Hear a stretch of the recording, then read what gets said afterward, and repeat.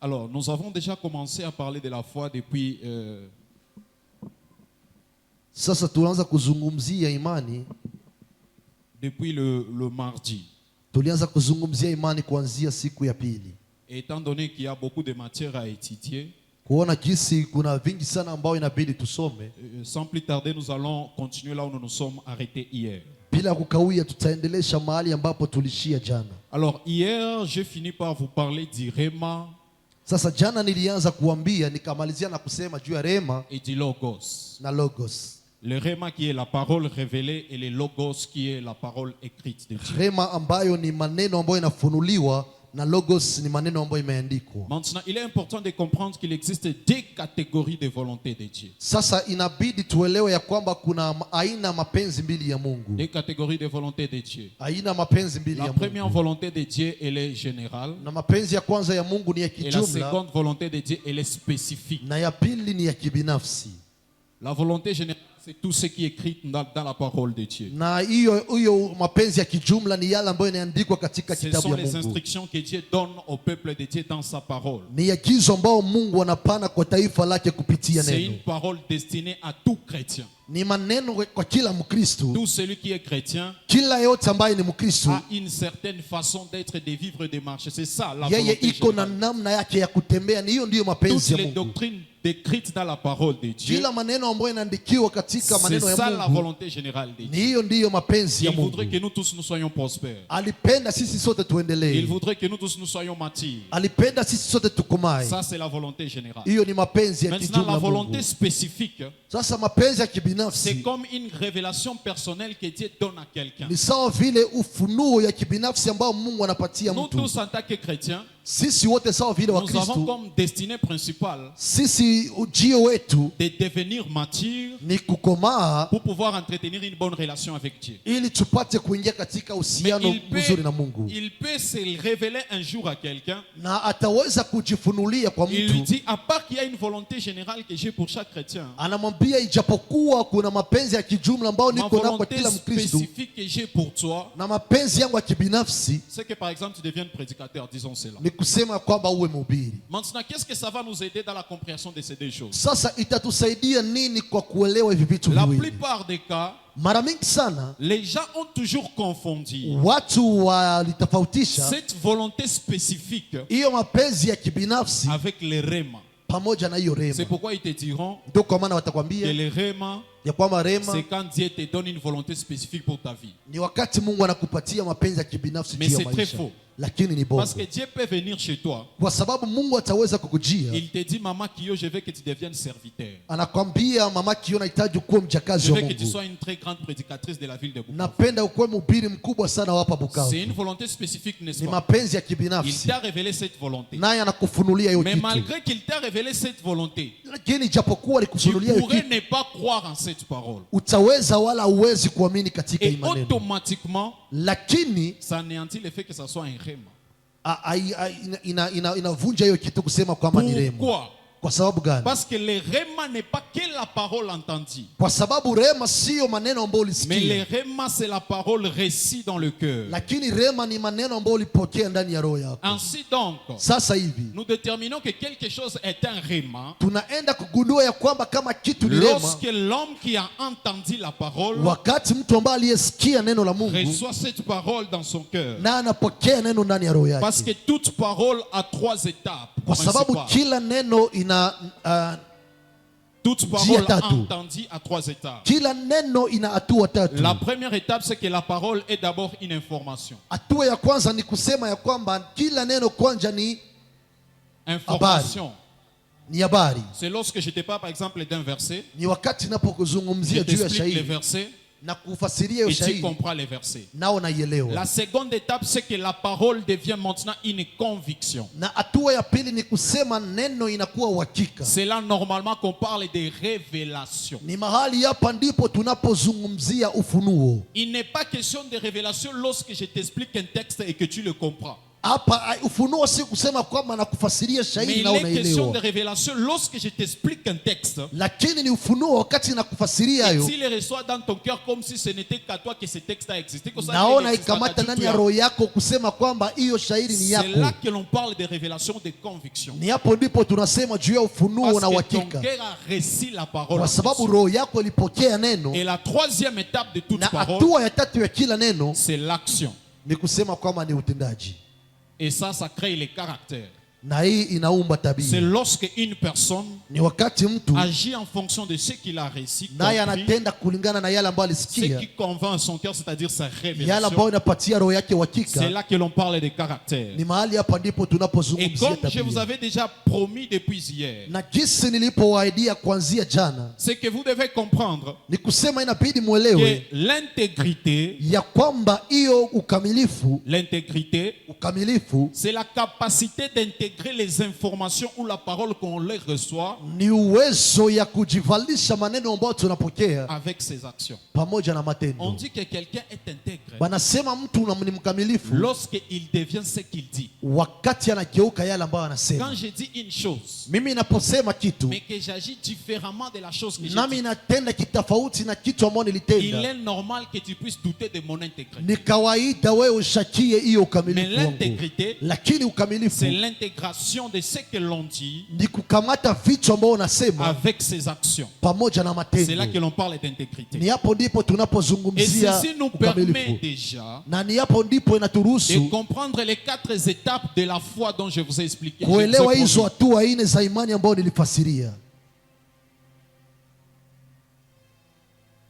Hier, je vous ai promis, Na jana je vais nilipowaidia vous parler des 4 étapes de la foi. nitaenda kuwazungumzia hatua Parce nne que ya lorsque imani, vous comprenez kwa sababu unapoelewa que vraiment ce n'est pas l'information, ya kwamba rema sio habari, mais que le vraiment c'est la conviction, c'est-à-dire la lakini révélation. rema ni uhakika, ni kusema ya kwamba ni ufunuo, Et que c'est à cette étape précise na ni kwa hiyo wakati que débute la foi. ndiyo imani Mais la foi inaanza. ne débute pas de l'information. Imani haianze kwa Je habari. pourrais avoir tellement d'informations à moi, mais je n'ai pas foi à toutes ces informations. Nitaweza kuwa na habari mingi sana, lakini sina imani ndani ya hizo Ainsi habari. donc la foi Ndio kwa maana imani commence à l'étape de la conviction, la première étape qui est l'étape du croire. inaanza kwanza na hali ya uhakika ambayo inaanza na C'est kuamini. lorsque une personne croit à l'information entendue Ni wakati mtu anaamini kwa habari ambayo que anasikia, sa foi débute. na hiyo imani yake Et nous inaanza. retrouvons ce texte dans Romains au chapitre 10, le 17e verset. Il est Na écrit, inapatikana katika kitabu ya Waroma 10:17. on devient croyant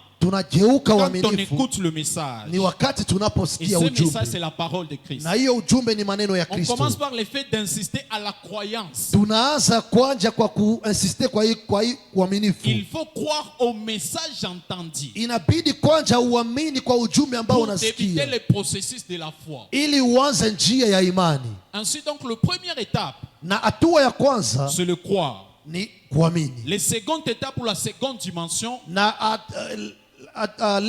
hatua ya pili c'est la dimension de l'action. ni hatua ya utendaji. Toute foi authentique Kila imani yako et kamilifu toute parole réellement reçue dans le cœur, comme je vous ai na expliqué kila ici, neno ambao unapokea ndani ya roho va vous yako pousser jusqu'à l'action. itakusukuma hadi uende Et utende, c'est là que je saurai que vous êtes intègre. na ni hapo ndipo nitaenda kujua ya Si kwamba vous wewe ni dites que vous mkamilifu. croyez en une chose, Ukisema ya kwamba mais unapoamini que vous avez kitu des actions différentes à votre croyance, lakini utendaji wako iko tofauti na il est uaminifu wako, normal que je puisse douter de votre foi. ni kawaida sana mimi nishakie Parce imani que yako, comme je vais vous l'expliquer tout de suite avec la persévérance, kwa sababu jinsi nitaenda kukufasiria pamoja na hali ya kudumu, concernant la persévérance, kupitia hali ya kudumu, toute foi authentique kila imani inakamilika, devra être mise à l'épreuve pour son authenticité. inabidi iwekwe kwenye mzani C'est-à-dire ili ya que- ukamilifu C'est-à-dire que wake. quand ça résiste au temps, Ni kusema ni wakati muda, c'est là qu'on détermine que la foi en question est authentique. ni mahali hapo ndipo tunasema ya kwamba Mais imani ni ya tant que le mzuri, temps est à mesure d'ébranler la chose, na wakati muda inavunja vitu, c'est que la chose n'est pas constante. ni kusema vitu Et havikamiliki. la troisième dimension de la Na foi,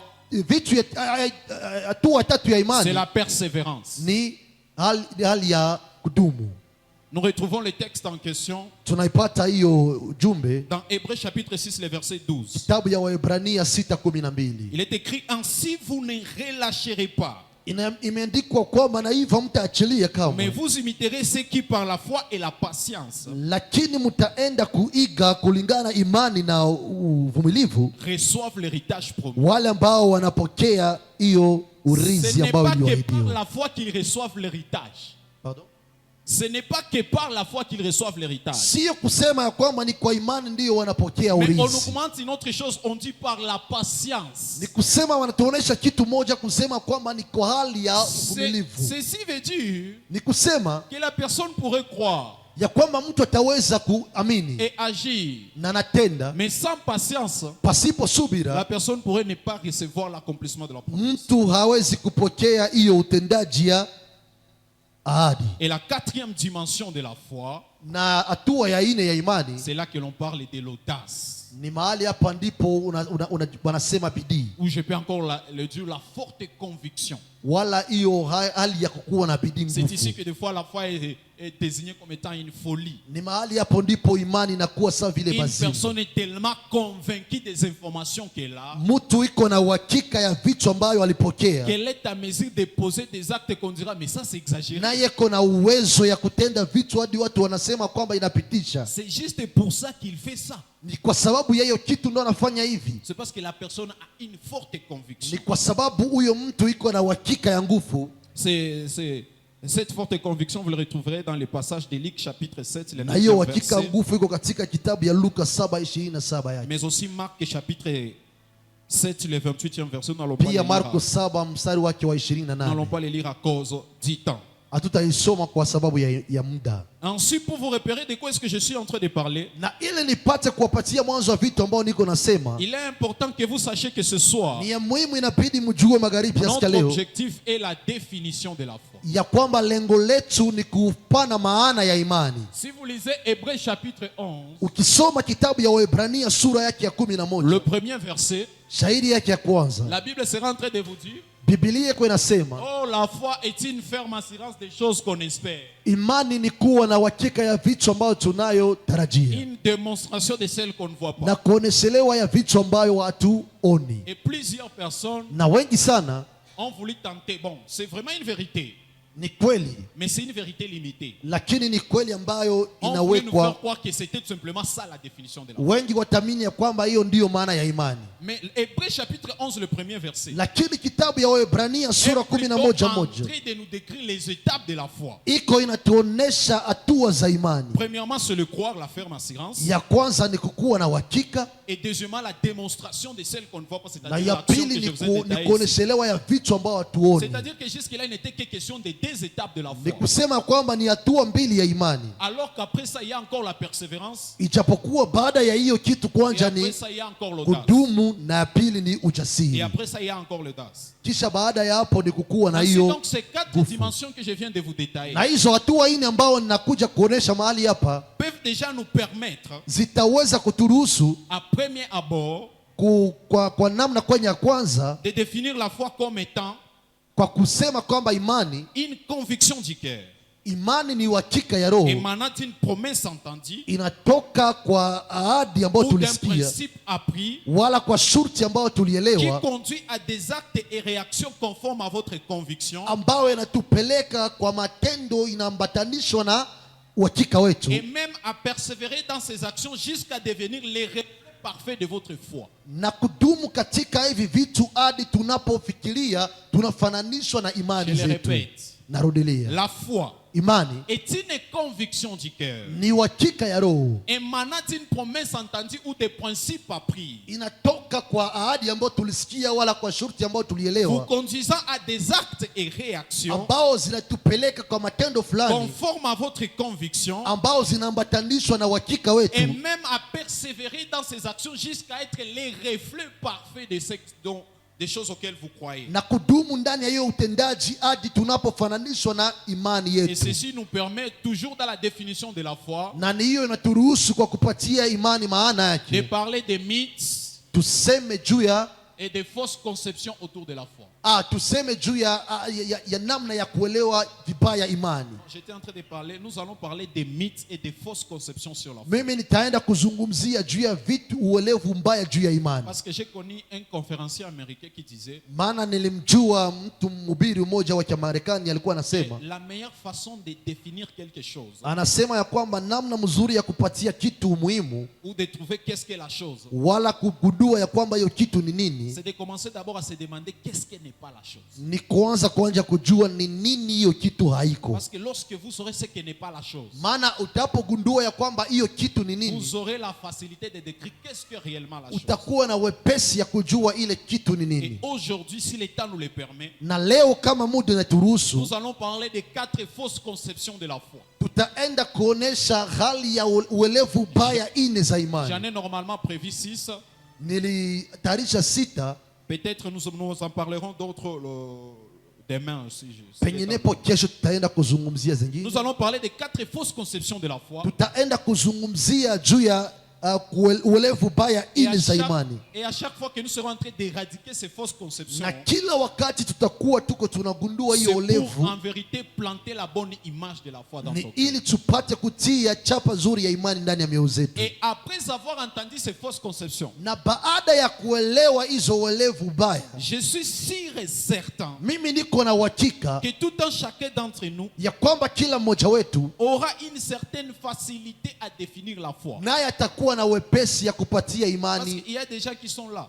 Maana kuna wengi wiko On peut leur demander, bataweza kuwauliza qu'est-ce qu'est la foi? ni nini yasa imani. Il est chrétien, sa vie chrétienne est bâtie sur la foi, mais il ne pourra pas avoir la capacité de... Yeye ni Mkristo, Ukristo wake unajengwa juu ya imani, lakini hawezi kufasiria imani ni nini, Et c'est vraiment un problème. na ni shida kweli. Moi aussi, j'avais des questions autour de la foi. Na mimi pia nilikuwa na swali juu ya Et je imani, suis sûr et certain lakini na uhakika que les questions autour de la foi ya kwamba hizo swali juu ya imani sont les questions les plus centrées dans les cœurs de tout un chacun des chrétiens. ni swali ambao ziko katika kila roho yetu Et dans d'autres domaines. na katika vitu Parce que vingine, la foi est la base de tout. maana imani ni mwanzo ya vyote. Alléluia. Amen. Vous me permettez donc de commencer à briser ces fausses conceptions autour de la foi. Mtaanza sasa, muniruhusu nianze vunja hizo uelevu mbaya juu ya imani Première fausse conception autour de la foi. na kuelewa mubaya kwanja ya imani. La foi n'est pas une simple motivation chrétienne, Imani haiko motivation ya Kikristo, mais la foi est plutôt une force d'attraction. lakini imani ni nguvu ya kuvutia. Retrouvons le texte dans 1 Jean au chapitre 5, le 14e verset. Kitabu ya kwanza ya Yohana 1 Jean 1 Jean 5, le 14e verset. 1 Jean 5. Oui, oui. Il est écrit ceci. Imeandikwa hivi. Voici pourquoi nous sommes pleins de confiance devant Dieu. Ndo angalia, ndo kwa maana sisi tuko na imani mingi sana mbele ya Mungu. Que quand nous lui demandons quelque chose, Na wakati tunapomuomba kitu, qu'il trouve bon pour nous, naye anaona vema kwetu, il nous écoute. Il fait quoi? La Bible dit, atusikia. il nous écoute. Biblia inasema kwamba anatusikia. La Bible dit, Seigneur dit ceci. Biblia semea anasema, Et voici quelle assurance nous avons devant Dieu. na huu ndio ujasiri tulio nao On est en kwake. train de parler de l'assurance. Biko banasema juu ya Si nous ujasiri demandons quelque chose qui est conforme à sa volonté, ya kwamba tukiomba kitu sawasawa na mapenzi yake écoute.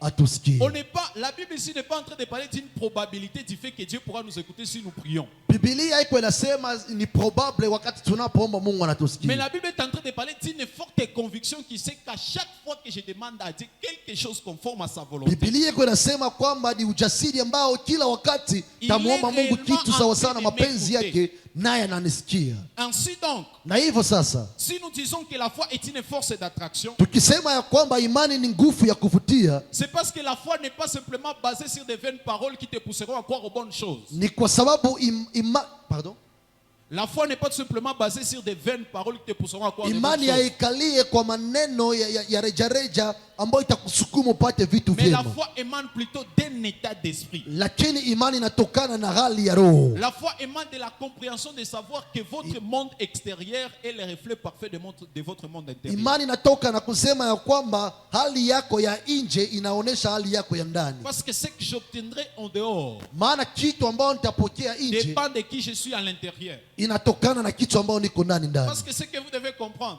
Ya maana yale ambayo inabidi que tujue, la foi est une cause qui attire les effets qui sont semblables à elle-même. imani ni vitu ambayo ni kitu ambayo inaleta vitu ambayo inaambatana na vitu vya De ndani. quoi je suis en train de parler? Na wakati niko nasema, je suis en train de parler de la loi du cause à effet. mimi niko nasema juu ya hii loi de cause à Je effet. suis en train de parler de la loi de la semence et de la moisson. Mimi niko nasema juu ya sheria ya Il n'y a kupanda na pas de kuvuna. hasard en matière de foi. Hakuna hasard Ce muimani, n'est pas une question de possibilité. sio possibilité. Donc ce n'est pas une question où tu te dis c'est fort probable que ça arrive, c'est pas faut pas qu'on le Haiko swala kusema kwamba ndiyo C'est une inawezekana question de ifike, conviction forte et d'assurance certaine. lakini ni swala ya uhakika ya nguvu sana. Pourquoi? Kwa sababu gani? Parce que l'important n'est pas de savoir comment est-ce que l'effet sera venu. Kwa sababu ya muhimu sio kujua ya kwamba matokeo itakuwa namna gani. Mais l'important est que les croyants savent. Ya muhimu ni kujua kwamba wale waamini inabidi wajue ya kwamba ninapotenda hivi, Si la cause est déjà existentielle, na kama hiyo kozi tayari imeshakuwa, l'effet va s'attirer d'elle-même. na matokeo itajileta Parce que yenyewe. notre rôle n'est pas de savoir Maana utashi wetu sio comment est-ce que kujua l'effet sera manifeste. namna gani vitu Mais vitatokea, notre rôle lakini utashi est que wetu nous fassions exister la cause. ni kusema kwamba inabidi kwanza Or, hiyo la kozi cause qui kuwe, attire l'effet, c'est la foi. ijapokuwa sababu ambayo inaleta matokeo ni Voilà imani. donc l'assurance du chrétien. Angalia sasa uhakika wa Mkristo, Et comme je comprends que c'est comme si tu n'as pas compris ce que j'ai dit, na jinsi naelewa wewe ukuelewa vitu ambavyo nilisema. retrouve-moi dans Matthieu chapitre 7, Mathayo sura yake ya 7, les 7e au 8e verset, un verset que nous connaissons, nous l'avons toujours lu. Mathayo 7:8 yake hadi 10. Certaines personnes le connaissent même par cœur. Wengi wanaijua hata. Qu'est-ce qui est écrit? Imeandikwa nini? Il est écrit ceci: Imeandikwa hivi: demandez et l'on vous donnera. ombeni nanyi mtapewa, Cherchez et vous trouverez. tafuteni nanyi mtaona, Frappez et l'on vous ouvrira. pisheni nanyi Si tu le mtafunguliwa. lis comme ça semble simple. Ukisoma hivi ni ya Descendons au kirahisi. 8e verset. Il est écrit ceci: Inasema hivi: car quiconque demande kwa maana kila aombaye reçoit. upokea, Celui qui cherche naye atafutaye trouve. uona, Et l'on ouvre à celui qui frappe. naye apishaye On n'est atafunguliwa. pas en train de nous décrire une probabilité. Hatuko mahali hapa ili waende On est wakutuzungumzie plutôt en train de probability, nous décrire un principe. lakini biko banatuoneshelea kanuni. Le principe qui dit Kanuni inasema que si tu demandes, ukiomba tu reçois. utapokea, Si tu cherches, ukitafuta tu trouves. utapata, Et si tu toques, na kama on ukigonga t'ouvrira. Ce n'est watakufungulia. pas une possibilité qu'il est possible qu'on t'ouvre si tu toques. Sio kusema ya kwamba iko possible ukigonga Mais c'est batakufungulia, un principe qui dit que si tu poses l'action de toquer, lakini kanuni inasema kwamba il ukitokea est certain que l'on va t'ouvrir la porte. ni kweli bataenda kufungulia C'est un mlango. principe établi. Ni kanuni ambayo Où inawekwa la cause attire l'effet semblable à lui. mahali ambapo hiyo sababu inaleta hiyo matokeo ambayo Voilà pourquoi inafanana. la foi n'est pas basée sur une vaine motivation. Ndio kwa maana foi haiko basé ku La foi est motivation, basée sur des certitudes, nous allons en parler. imani iko basé ku macertitude. La foi n'est pas un coup de chance, mes chers frères et sœurs. Imani haiko bahati, Ça ne veut pas dire que nous devons aller dans la prière et te dire, sio kusema kwamba inabidi tuende kwenye maombi ça n'a pas ta bahati, Mungu anasikia penginepo maombi. nitapata bahati, Mungu atasikia Ce maombi. n'est pas ça la foi. Haiko ndo imani hiyo. La foi, ce n'est pas espérer un coup de chance qui viendra, je ne sais pas d'où. Imani sio bahati kujua kama La foi ninabahatika na est comme une kitu. obligation de Dieu d'entendre toute parole, toute prière qui a été émise par un chrétien. Oh mon Dieu. Pardon? Je le répète. La foi, Imani c'est comme une obligation pour Dieu ni sawa vile shurti kwa Mungu d'entendre toute prière que les chrétiens a fait asikie sortir de kila sa maombi bouche. ya Mkristo ambaye aliomba, Il est obligé d'écouter. naye anashurutishwa Voilà kusikia. l'attitude de la foi. Angalia sasa imani. L'attitude de la foi, Imani ce n'est pas que je vais aller en prière. sio kusema nitaenda C'est kwenye possible que maombi. Dieu pourrait s'intéresser à mes prières. Non, non, non. Inawezekana Mungu ataenda Mais la kujiinteresa foi, kwa c'est l'attitude mapriere, de croire. lakini imani ni Chaque fois kuamini que je vais en prière, ya kwamba kila wakati naenda Il ndani ya m'écoute. maombi naye ananisikia. c'est un principe. Ni kanuni, Ce n'est pas une probabilité. haiko probability. Laisse-moi vous ramener dans Marc, le verset que nous avons lu à l'introduction le mardi. Acha nikuletee Marko shahidi ambao Je vais tulisoma vous siku faire ya remarquer pili, quelque chose que vous n'avez pas remarqué. ambao mtagundua kitu ambao hujawahi kugundua. Marc chapitre 4, le verset 26. Marko 4 sura ya 26 Il est écrit ceci. imeandikwa hivi, Il dit encore, akasema tena, il est du royaume de Dieu comme quand un homme jette de la semence en terre. ufalme wa Mungu mfano wake ni kama mtu aliyemwaga mbegu juu ya J'ai nchi. remarqué quelque chose au 27e verset. Angalia shahidi yake ya 27, Qu'il dorme, akawa akilala qu'il veille, na kuondoka nuit et jour, usiku na mchana, la semence germe et croît sans qu'il ne sache comment. nayo mbegu ikamea na kukua asivyojua Ce yeye. qui veut dire ni kusema que quand on jette la semence dans la terre, banapotupa mbegu katika celui ardhi, qui a jeté la semence dans la terre yule ambaye alitupa mbegu n'a pas besoin d'être éveillé pour que la semence puisse croître. ana haja ya kuamka ili mbegu C'est un ipande. principe établi que toute semence dans la terre est obligée de croître. Ni kanuni kusema ya kwamba kila À mbegu condition, inapotupwa bien sûr, ardhini qu'elle soit inabidi plantée dans la ikomane, bonne terre, comme je vous ai appris le mardi. lakini kwa shurti inabidi itupwe katika udongo Alors, nzuri. pourquoi si tu n'as pas tiré l'attention depuis le début de cet enseignement, comme ça, autant y aller à ta vie, quoi. Ainsi donc, Sasa hivi toute semence jetée dans la terre kila mbegu ambayo inatupwa est katika udongo obligée d'obéir à cette loi que voici. iko na uwezo ya kutii hiyo sheria Que la plante ou la semence ya kwamba kila mbegu devra croître si elle se retrouve dans une bonne terre. ni sherti iyote kama inapatikana katika Mais udongo celui qui nzuri, jette la semence lakini yule ambaye anatupa n'est mbegu pas obligé tout le temps de surveiller la semence de savoir. hashurutishwe kila wakati kusurvey kama Je hiyo ne vois mbegu pas si ça va ishakomaa. venir. C'est en train de venir ou comment? Je, imeshaanza komaa wala Que je? tu sois endormi, Ulale que tu sois réveillé, c'est usilale, certain que ça va croître. itakomaa Je tu. le répète encore. Que Nairudilia, tu sois endormi, que ulale tu sois éveillé, usilale, c'est certain ni ya que ce qu'il ni a ya promis, uhakika ya kwamba yale ambayo il alikuahidia le fera. ataifanya. C'est certain Ni ya uhakika que si tu vas en prière, ya kwamba il ukienda kwenye maombi t'écoutera. atakusikia tu. On n'est pas d'abord en train de parler d'exaucement. Tuko mahali hapa ili tupate kusema juu ya On est d'abord en kujibiliwa. train de parler de l'écoute. Tuko mahali hapa ili tupate kusema juu ya C'est une kusikiliziwa. loi Ni sheria que tout chrétien qui part en prière, ya kwamba kila Mkristo anapoenda kwenye Dieu est maombi, obligé de l'écouter. Même si le Mungu chrétien iko na shurti ya est kumsikia, en train d'injurier Dieu. hata Permettez kama que je dise- Mkristo iko namtukana Mungu. permettez que je dise les termes. Munielewe, Parce que c'est un principe appliqué à tout chrétien. ni kanuni ambayo inawekwa kwa kila Mkristo. Tout chrétien qui va en prière, Kila Mkristo ambaye anaenda kwenye Dieu maombi, l'écoute. Mungu C'est une anamsikia. conviction. Ni uhakika, Ce n'est pas une probabilité. haiko Je ne suis probability. pas en train de parler d'exaucement. Je suis en train de parler Mimi de quoi? siko nasema juu ya kujibiliwa, niko nasema juu ya kusikiliwa, Voilà ce qu'est la foi. na niyo ndiyo imani. Ce qui veut dire Ni kusema que la prière n'est pas un coup de chance. ya kwamba maombi haiko bahati. On ne tente pas notre chance pour voir si nous serions écoutés, Hatujaribu bahati yetu ili tuangalie kama si nos tutasikiliwa, prières seront entendues kama maombi yetu ou itasikiliwa, si nous serions exaucés. wala kama tutajibiliwa. Nous partons en prière parce que nous savons que c'est le bon endroit pour l'écoute de nos prières et l'exaucement de nos prières. Tunaenda kwa maombi kwa sababu tunajua kwamba ni mahali pazuri ambao tunasikiliwa ili tupate kujibiliwa. C'est ça la foi, mes chers. Hiyo ndiyo imani, ndugu zangu. Deuxième fausse conception sur la foi. Na uelevu mbaya juu ya imani ya pili ni La foi n'est pas un oubli ni un mépris de la réalité. imani haiko kusahabu wala kudharau kweli, Mais la foi est plutôt une opposition à la réalité. lakini imani ni kinyume ya kweli. La foi, ce n'est pas quand tu oublies que tu es pauvre. Imani sio kusema kwamba wewe ni C'est maskini, de la stupidité. ni upumbavu. Parce que même si tu tentes d'oublier que tu es pauvre, ta pauvreté est une évidence qui te rappellera toujours que tu es pauvre. Kwa sababu hata kama sababu ya kwamba wewe ni maskini, hilo maskini itakukumbusha kwamba wewe ni Tu te maskini. réveilleras chaque matin, tu te rends compte que tu n'as pas de souliers. Utaamka kila asubuhi utagundua kwamba hauna viatu. Tu te réveilleras chaque matin, tu te rends compte que tu n'as Utaamka pas 500 francs asubuhi pour acheter le méga. hauna hata 500 francs upate kuuza mega. Donc la foi, ce n'est pas le fait d'oublier que tu es pauvre. Ni kusema imani sio na hali ya kusema kwamba Mais la- una sababu wewe ni maskini, Mais la foi, c'est plutôt la capacité de s'opposer à la réalité. lakini imani ni ile uwezo ya kwenda kinyume ya Je kweli. sais que je n'ai pas de souliers, Mimi najua ya kwamba sina mais je ne viatu, suis pas celui qui n'a pas de souliers. lakini siko mtu ambaye nakosa Je sais viatu. que je n'ai pas telle chose, Najua ya kwamba sina vitu mais je ne fulani, suis pas celui qui n'a pas cette chose. lakini siko mtu ambaye anakosa Parce que vitu, ma destinée kwa sababu jio est wangu de détenir cette chose. ni kukamata hivi vitu. Voilà ce qu'est la foi. Angalia sasa Mais ce imani, n'est pas l'oubli de ta situation et le na mépris de ta haiko situation. kusahabu hali yako. Isaïe chapitre 55, le 11e verset. Kitabu ya Isaya sura yake ya 55 Il est écrit ceci.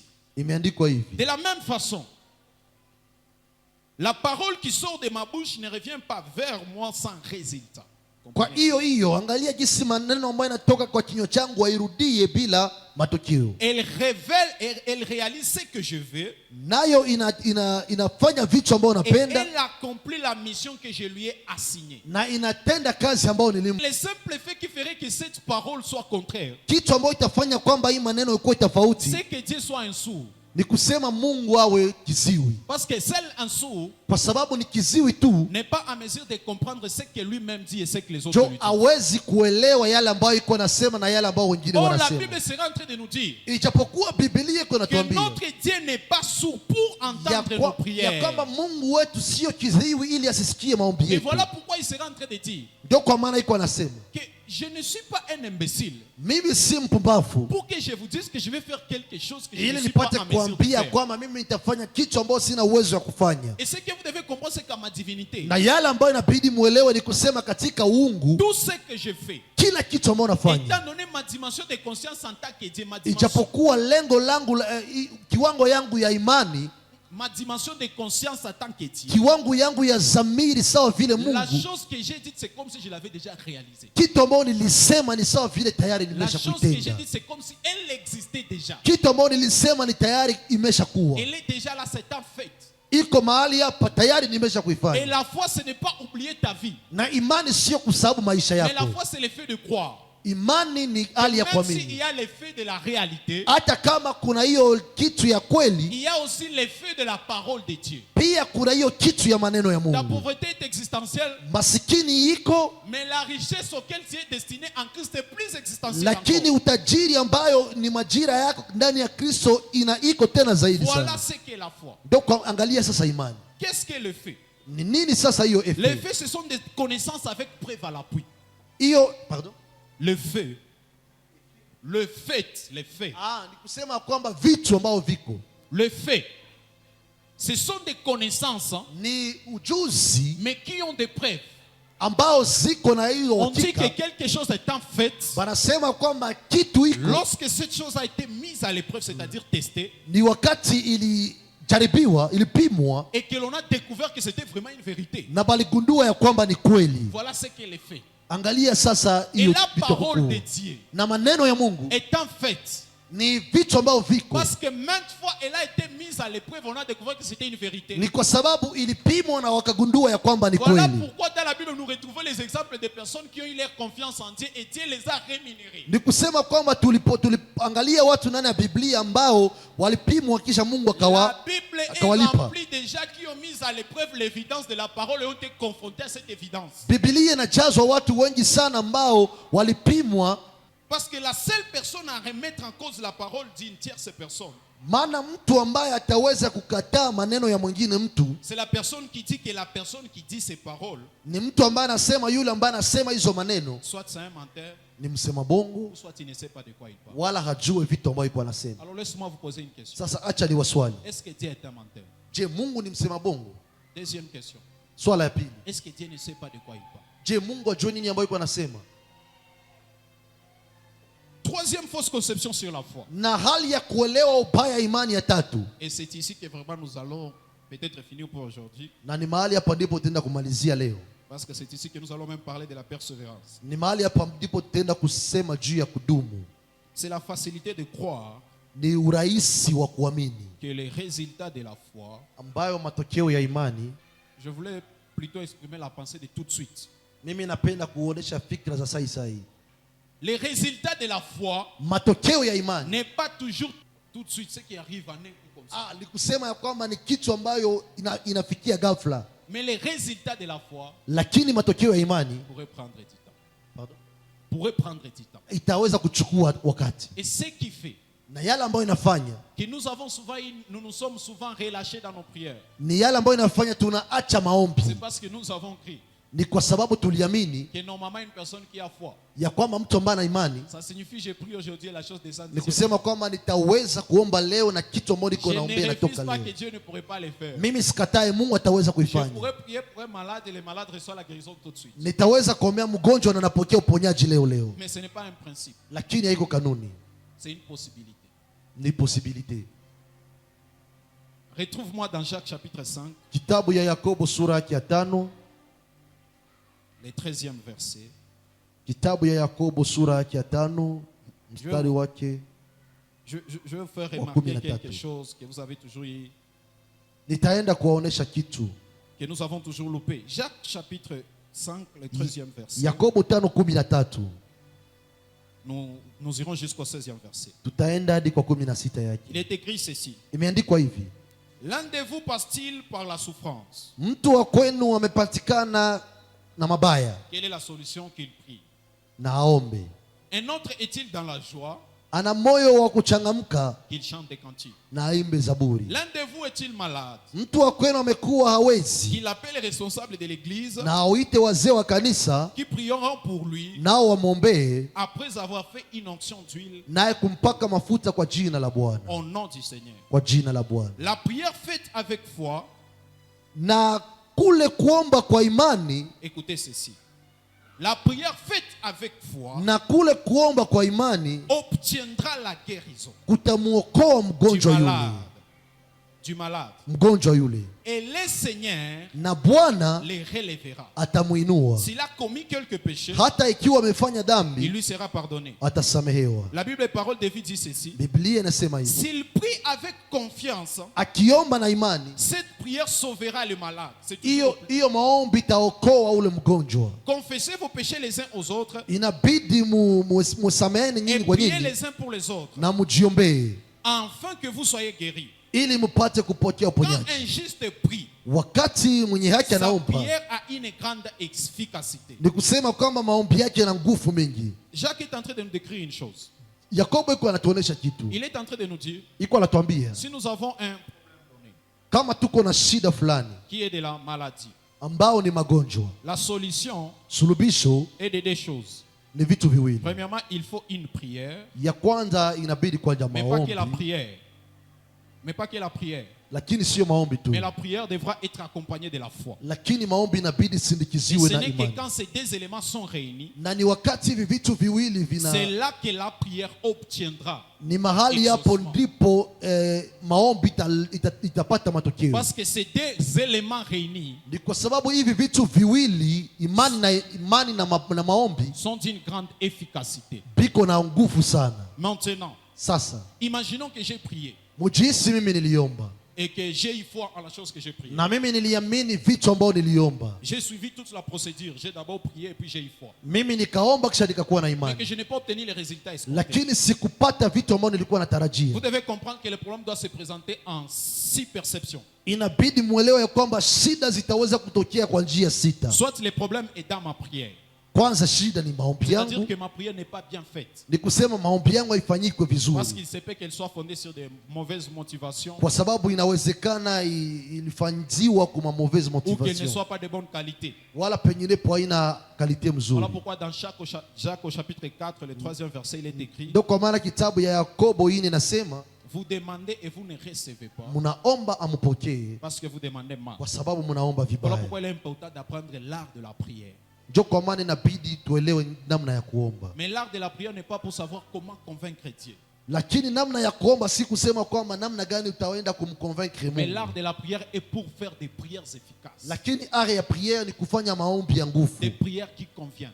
maombi ambayo Parce qu'il inastahili. y a des gens qui font des prières qui ne conviennent pas. Maana kuna wengi ambao wanafanya maombi sio stahili. Dieu vous attend. Mungu anakungojea, Mais toute personne objective ne pourra pas exaucer cette prière. Pourquoi? Parce que ça ne convient pas. lakini kila mtu ambaye analengwa hawezi kufanya prière kwa sababu haistahili. Dieu entend toutes les prières, Mungu anasikia kila mais maombi, il n'exauce pas toutes les prières. lakini hajibie kila Savez-vous maombi. pourquoi?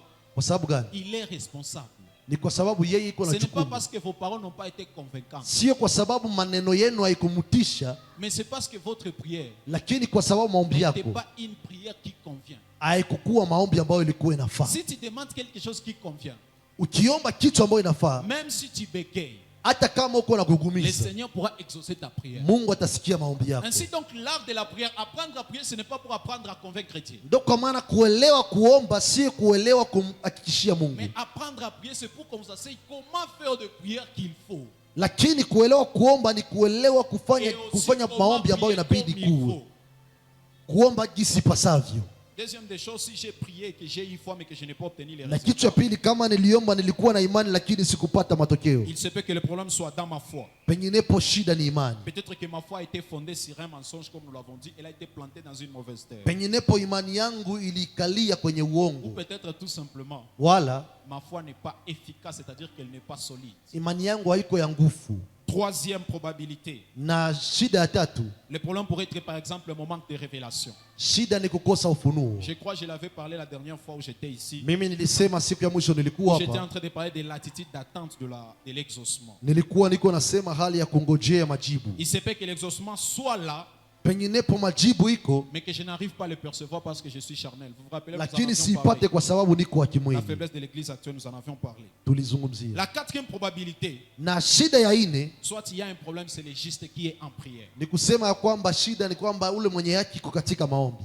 Je le répète. Nairudilia, Si j'ai prié kama niliomba et que j'avais foi à ma prière, na nilikuwa na imani juu ya mais maombi que je yangu, n'ai pas eu l'exaucement, na sikupata majibu, il est fort probable inawezekana que le problème ne soit ni dans ma prière, shida si ni maombi, dans ma foi, shida si mais imani, le problème c'est la personne qui prie. lakini shida ni mimi mwenye haki ambao Parce naomba. qu'il y a une simple vérité. Kwa sababu kuna kweli, Il n'y a pas de foi pour un pécheur.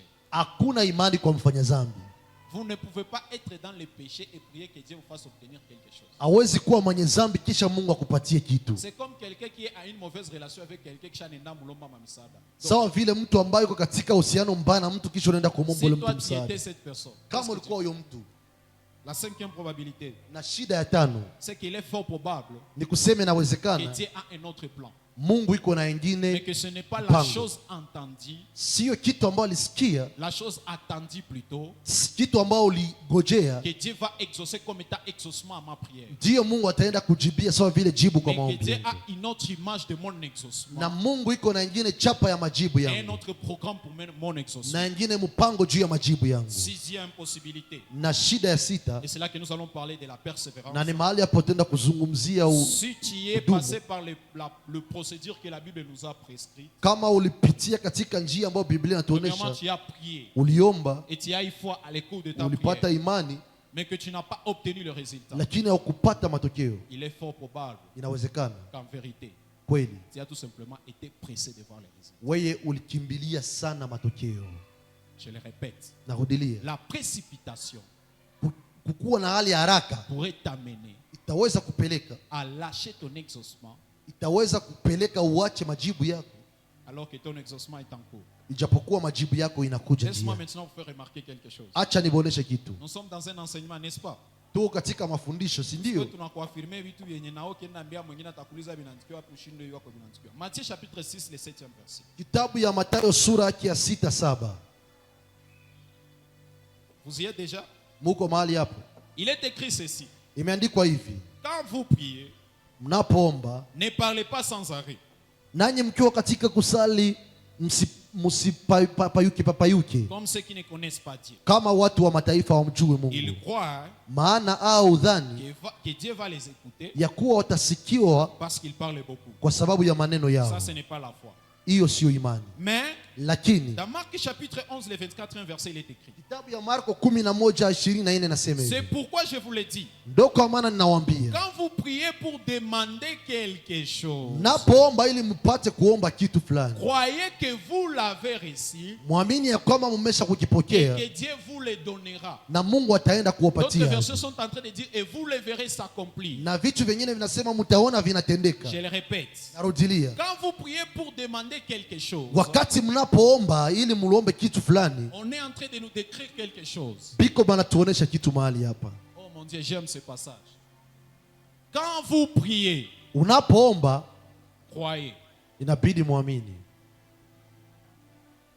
Croyez que vous avez déjà la chose. Mwamini ya kwamba ile kitu mmeshakuwa nayo, Et que na sasa vous le verrez. mtaiona ikitimilika.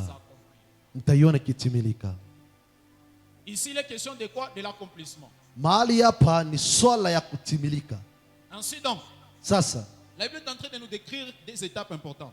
Biblia iko inatuonesha hatua mbili za maana, La première étape est l'étape de la prière. na hatua ya kwanza ni hatua ya maombi. Quand vous priez, Unapoomba ne croyez pas que Dieu a déjà entendra votre prière plus tôt. usiamini ya kwamba Mungu atasikia baadaye maombi yako, Mais croyez que Dieu a déjà entendu vos prières. lakini mwamini ya kwamba tayari ameshasikia Le maombi verbe yenu. croyer est conjugué au passé composé. Na hiyo verbe croire iko conjugué ku passé composé. C'est-à-dire que la prière Ni kusema maombi a été entendu dès le simple instant où il a été prononcé ou dit. ilisikiliwa wakati ilitamkwa, Mais pour ce qui est de l'exaucement, lakini vous le verrez s'accomplir.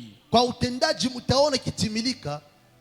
La prière entendue est conjuguée au passé.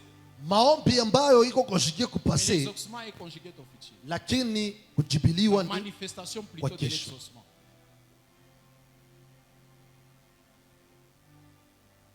Qu'est-ce que la foi? imani. Ni nini? La foi, c'est la capacité de croire Imani ni ile wepesi que ya lorsque je kuamini suis en prière, ya kwamba Dieu nilipo est katika en train maombi, d'entendre mes prières Mungu iko asikia maombi yangu et qu'il m'a exaucé. na tayari amesha Mais kunijibia. pour la manifestation de la chose et l'accomplissement de la Lakini chose, ili kuziririwa kwa ile utendaji wa vitu ambao niko naomba, je dois toujours croire inabidi que niamini je le verrai ya s'accomplir. kwamba nitaiona. Un principe aussi simple que ça. Je ne sais pas comment est-ce que je pourrais te l'expliquer. Kanuni ya urahisi sijue namna gani nitaweza tena kuifasiria. Pour te montrer de quoi je suis en train de parler, il nous donne un exemple. Anatupatia mfano, Le même Jacques. hiyo Dans kitabu ya Jacques Yakobo, chapitre 5, le 17e verset. Yakobo 5 sura 17. Tu as toujours lu ce passage, mais tu as toujours sauté les choses les plus importantes. Il est écrit ici. Kila siku nasoma hiki tu, lakini narukia vitu vya Jacques maana. 5, le 17e verset. Yakobo 5:17. Élie était un homme tout à fait comme nous. Eliya alikuwa mwanadamu mwenye tabia moja na Mais sisi, souligner quelque chose de très important. lakini mwende muka Il a beaucoup prié akaomba kwa bidii pour que la pluie ne tombe pas. mvua Et isinyeshe, la pluie n'est pas tombée sur la terre pendant 3 ans et demi. na mvua ikunyesha juu ya nchi muda wa miaka 3 na miezi Élie a 6. fait une prière qui a une certaine manifestation. Eliya alikuwa na maombi ambayo Et il y ilionyesha a une chose que matukio. tu n'as jamais remarqué. Kuko vitu ambavyo hujawahi C'est que la kugundua, Bible a dit que Élie a beaucoup prié. ni kusema Eliya aliomba sana, Il n'a pas fait arrêter la pluie en une seule prière. naye akasimamisha mvula kwa siku Il a moja. fait arrêter la pluie avec plusieurs prières. Alisimamisha mvula kwa maombi mengi, Ainsi donc la question que nous devons nous poser, na hivyo ndipo swala ambayo inabidi c'est tujiulize, vraiment combien de temps sa prière a pris?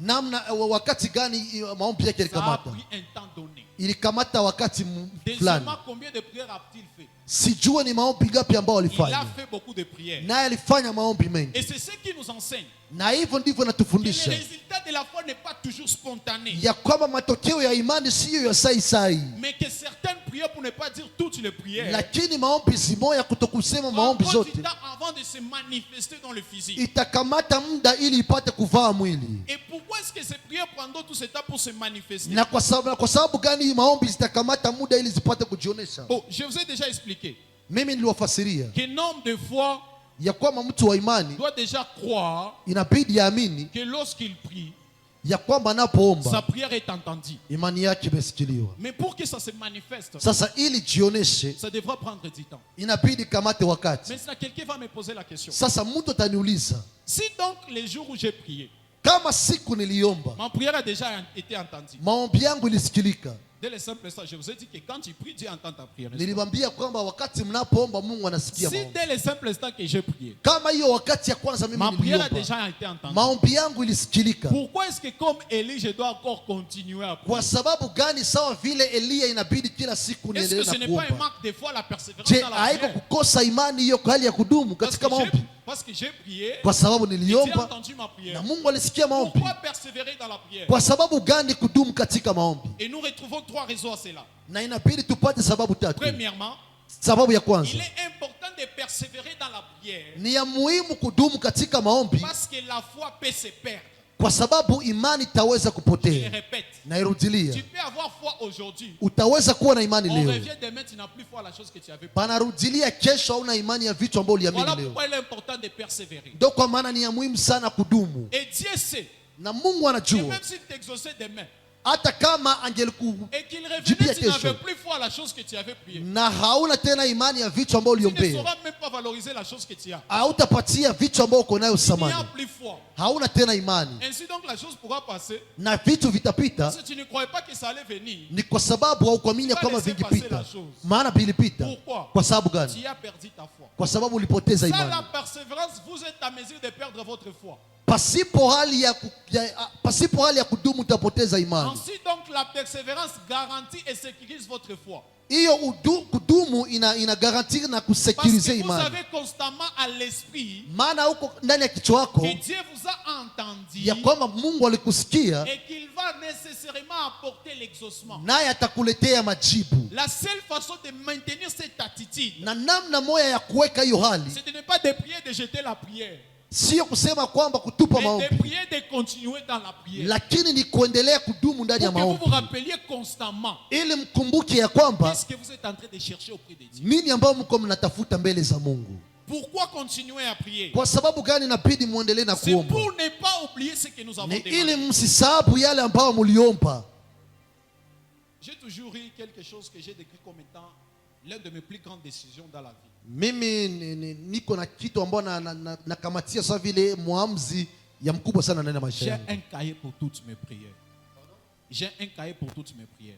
Mimi niko na buku juu ya maombi zangu zote. C'est-à-dire qu'à chaque fois que je demande à Dieu quelque chose, Ni kusema ninapoomba Mungu kitu je l'écris. naiandika. Pourquoi? Kwa sababu gani? C'est pour ne pas oublier.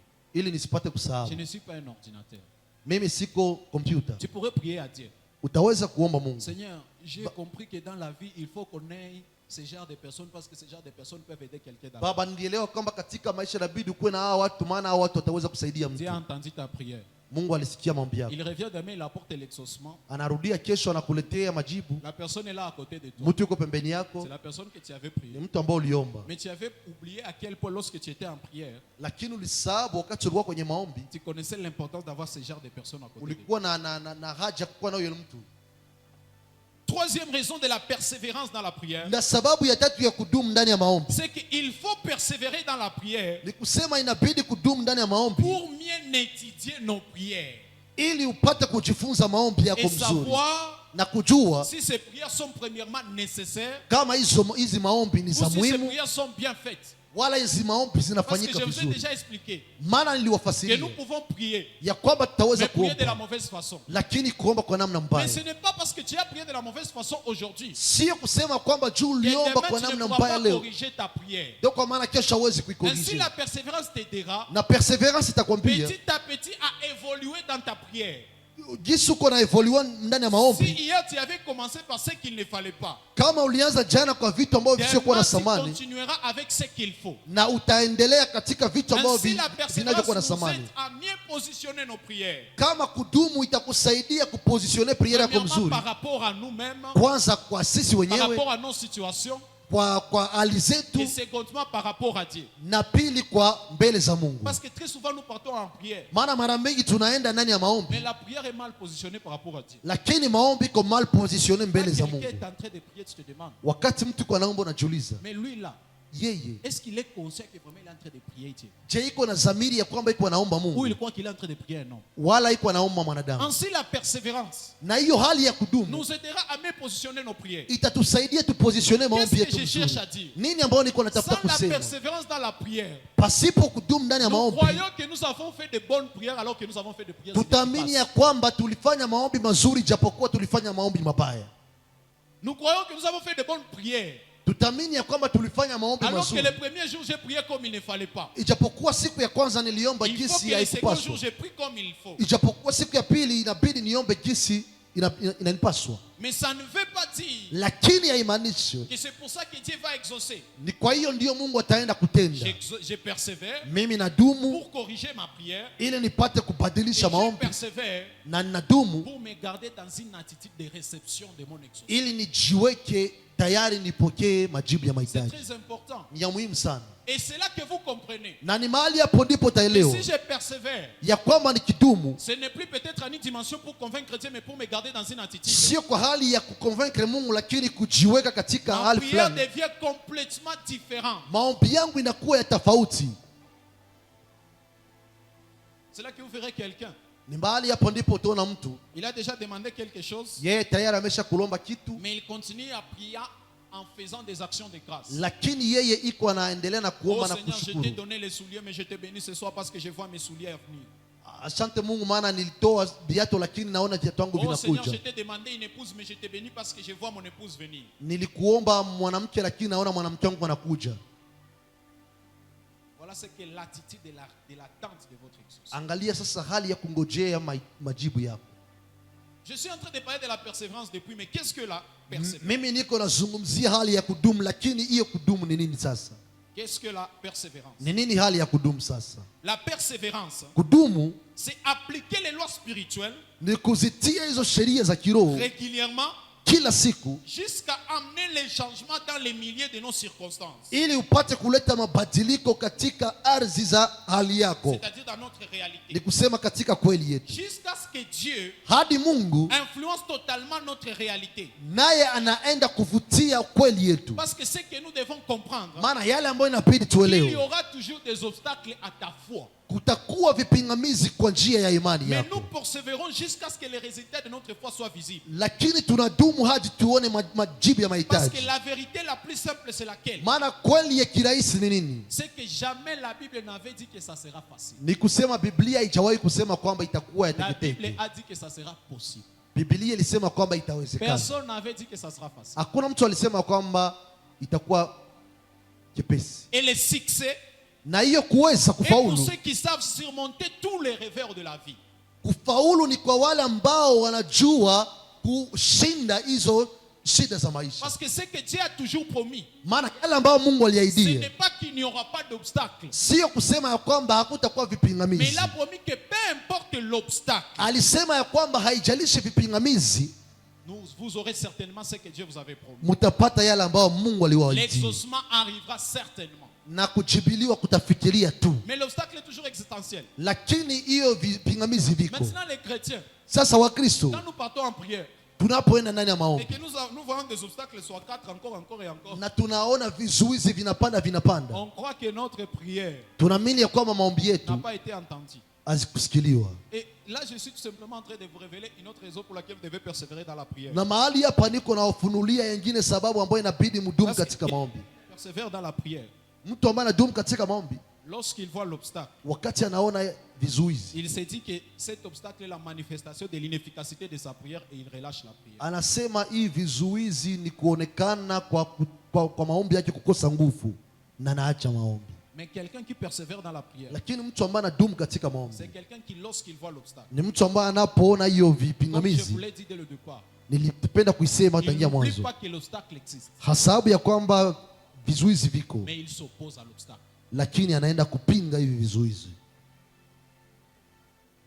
Joyce Meyer, Joyce Meyer une prédicatrice américaine, a dit une chose. na mhubiri mkubwa sana alisema kitu, Elle a dit ceci: akasema hivi, peu importe ce que vous êtes en train de vivre, haijalishi yale ambayo mko mnaishi, ne soyez pas étonnés et surpris musitishwe zaidi sana, de voir que demain sera plus pire qu'aujourd'hui. musishangae kuona jinsi kesho itakuwa ya mbaya zaidi ya leo. Il est fort probable Inawezekana que le plus grande bataille vita vikubwa viendront après ta prière.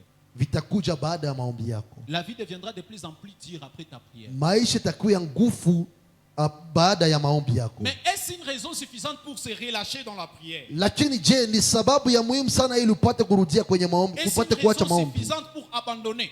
Je, ni sababu ili upate kuacha maombi? Parce que de toutes les façons, Kwa sababu kwa kila namna, ce n'est pas en relâchant votre foi que la montagne ou la muraille va s'écrouler d'elle-même. siye kwa kuacha imani yako ndiyo hivi vitu vitatoka. Si vous voyez la montagne Ukiona mlima et que vous vous abandonniez, vous relâchez votre foi. nao unaacha Vous imani dites que yako, ça n'a mis à situation.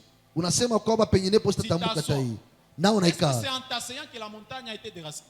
Je, kuketi kwako ndio kusema kwamba hiyo mlima ilitoka? Ainsi donc l'homme de foi comprend Sasa inabidi kuelewa que de toutes les façons, ya kwamba kwa kila même namna, si je refuse de persévérer dans la prière, hata kama anakataa kudumu la katika montagne maombi, restera toujours là. mlima itakuwa Voilà tu pale. pourquoi il vaut mieux souffrir en sachant pourquoi est-ce que je souffre. Ndio kwa maana ni ya muhimu sana kuteseka kwa kujua kwamba kwa Il sababu vaut gani mieux niko continuer à me nateseka. battre en sachant pourquoi est-ce que je mets. Inabidi niendelee na kupigana ili bora tu nijue kwa sababu gani niko napigana. Retrouve-moi dans Hébreux. Kitabu ya Waebrania, Hébreux chapitre 6. Ebrania sura yake ya 6. Non, le chapitre 11, le 6e verset plutôt. Ebrania 11, Ebrania 11 6 yake.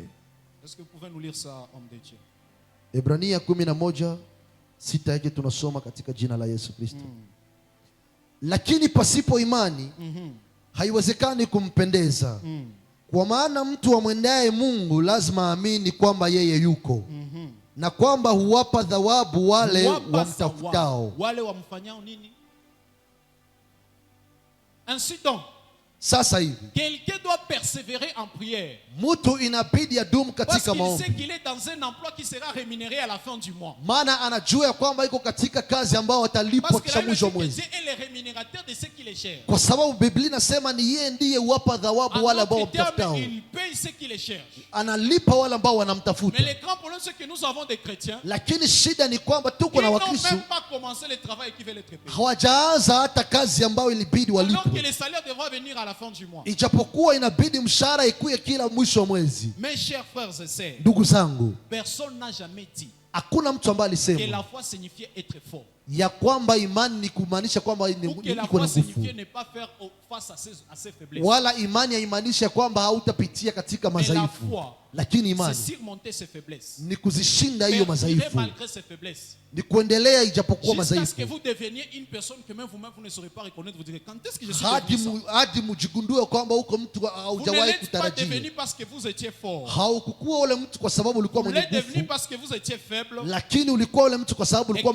peu mdhaifu, importe na le faiblesse, haijalishi hiyo vous les madhaifu, aviez constamment surmontés jusqu'à en devenir fort. mulishinda hadi mkakuwa wenye nguvu. Personne n'avait jamais dit que la foi était pour les forts. Hakuna mtu ambaye alisema kwamba imani ni wa kwenye Mais wenye la nguvu, foi est pour les faibles qui sont en mesure de surmonter leurs faiblesses. lakini imani ni kwa wale wadhaifu ambao wiko na nguvu ya kuzishinda hizo madhaifu. Parce que ce que vous devez comprendre, Maana yale ambayo inabidi mwelewe que la seule personne ya kwamba mtu mmoja tu qui continue à persévérer dans une chose, ambaye anaendelea kudumu katika kitu sans savoir pourquoi est-ce qu'il le fait, pasipo kujua jua nini kwa anaifanya, c'est un incrédule.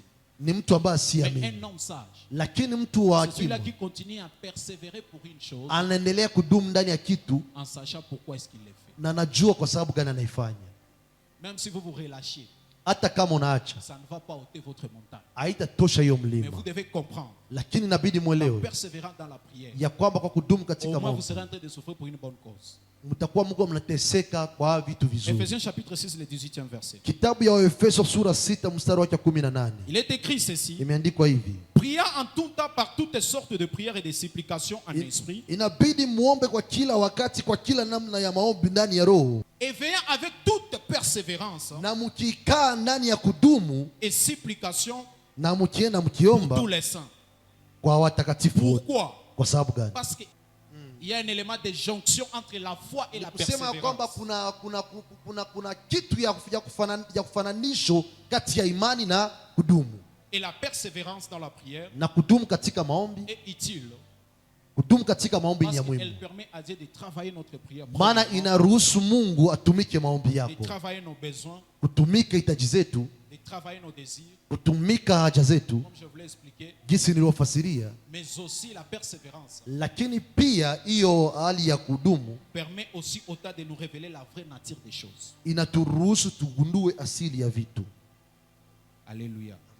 J'aime quelqu'un, je vais finir par ceci. Il s'appelle Brian Tracy. Namalizia hii, napenda mtu ambaye anaitwa Brian Tracy. Il a dit ceci: Alisema hivi que ce que vous croyez avec confiance ya kwamba yale ambayo mnaamini na uhakika, devient votre autoréalisatrice. nayo inageuka unabii wenu ambayo itajitenda yenyewe. Ceci veut dire Ni kumaanisha que le secret d'augmenter la possibilité de ce que nous voulons ou de ce que nous espérons siri ya kuongeza vitu ambayo tunataka et de faire constamment correspondre nos actes à nos attentes. ni kuambatanisha matendo yetu na vitu ambavyo Je m'attends à tunangojea. telle chose. Mimi najigojea kwa hiyo Alors kitu pour augmenter la probabilité d'avoir cette chose, ili nipate kupandisha probability ya kupata chaque hivi jour vitu. j'agis comme quelqu'un qui s'attend à cette chose-là. Kila siku natenda sawa vile mtu ambaye anangojea hivi vitu, Ceci donc nous révèle na hii inatufunulia que la loi de l'attente ya kwamba hiyo sheria ya kungojea se résume dans le fait de savoir qu'est-ce que vous feriez normalement si vous avez l'assurance de réussir. inaeleweka nini ambao utafanya kama una uhakika ya kuweza. Bon, si tu sais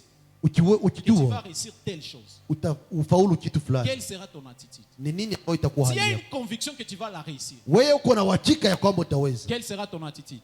hali yako itakuwa namna Est-ce que gani? tu relâcherais la chose après le premier obstacle? Je, utaacha hiyo kitu? Non. Tuza kwanza Mais tu itakuja, persévéreras toujours à la quête de la chose. Pourquoi? Parce que tu es sûr lakini utadumu kwa sababu uko na uhakika que tu obtiendras la chose. ya kwamba utapokea hivi Que vitu, Dieu vous bénisse. na Mungu awabariki.